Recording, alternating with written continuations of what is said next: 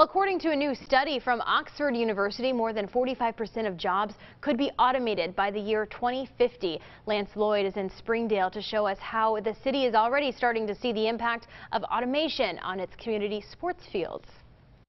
For years, lines on fields here at the Tyson Sports Complex in Springdale were painted by hand, but now that'll be a thing of the past as they're getting a robot that will completely automate the process, and many say this is the way of the future.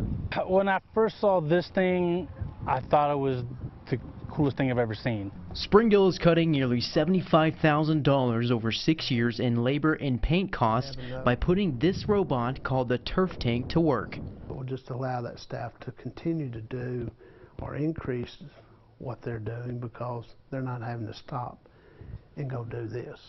Director of Parks and Recreation Bill Mock says this will help his employees be more efficient while painting all of the sports fields, letting them cut the time it takes to paint the park in half. 30 minutes. With the robot, probably 10. Wow. This is going to be the jewel, yes. But it wasn't all open arms for the extra help at first.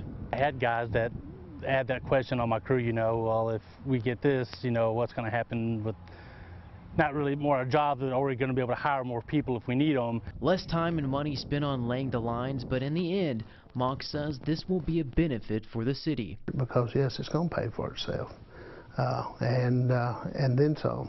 And for the labor, they say they aren't worried the world is being taken over by robots, but are happy to be receiving the extra help.